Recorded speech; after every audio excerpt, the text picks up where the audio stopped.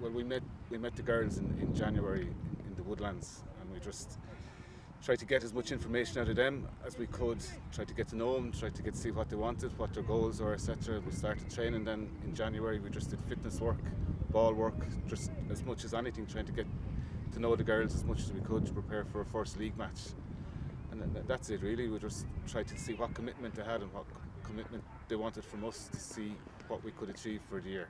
And speaking with John through the year, it's been a league campaign, a mixed bag, wins, draws, losses, you got the full house, but at the end of the day you basically won a knockout game in your last game against Fermanagh to see yourself through to this semi-final. So you've kind of been through the mill with regards to the different types of results, but this team has learned a lot on that journey too.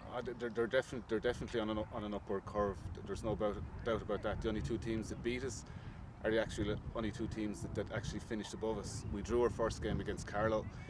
We were still getting to know the girls, and the girls were still getting to know us. I guarantee if we were to play Carlow next week, it would be a different result. I mean, our last three games we had to win. We won them, and we won them well, and we're sitting now in the semi-final, which was kind of a target of what we had at the start of the year. So we're more than happy with the position we're in at the moment. And speaking with Jim earlier as well, and throughout the year, you've learned a lot from those losses as well, and especially even in the games that you lost during the year.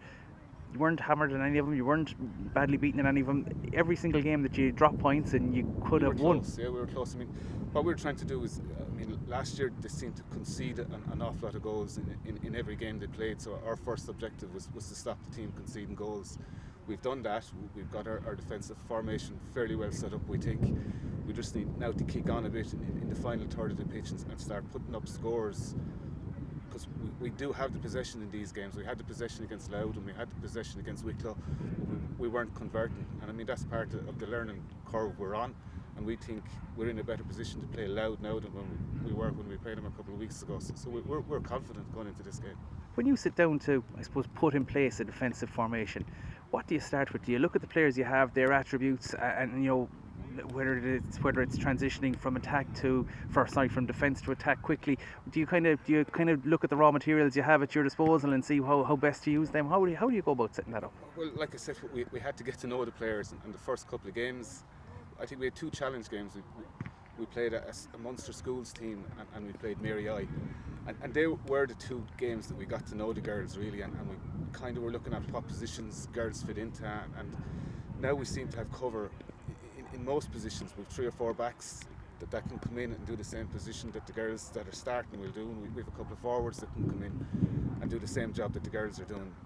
As regards the game plan, what we're trying to do is get everybody to understand it and everybody to buy into it. At the start they didn't, and I suppose they weren't used to it. They weren't used to that type of coaching, and it's when we have got through to them and when they can see the results and when they can see the way that they have possession and they're dominating teams, they are buying into it, and they are getting more confident in it as time goes on. So here's hoping. Yeah, and of course that must give you great satisfaction as a coach to see those results, but I suppose focus will shift to Louth, the team that you played already, a team that you probably gave a really good account of yourselves. It just didn't come out the right end of it. I know it was in the middle of the snowstorm, it was in Balgriggan, it was a 4G, there was all that confusion about it, short pitch. Yeah. It's a different ball game up in Portarlington on Sunday. What are you expecting from Louth, and I suppose what are you hoping from Limerick? What we're expecting from Louth is very similar to what they gave us the first day. They will come into this game extremely confident. They will come in expecting to win it. What I expect from our girls is super confidence as well. They're going into the game thinking and knowing that they can win it. And really what we said to them all along is, all myself and John and Aideen and the rest of the coaching panel do, is we're just enabling the players. We're just getting them ready to go out onto the pitch. And once they go out onto it, if we belief instilled into them, we've no doubt that they can perform and get a result on Sunday, no doubt at all.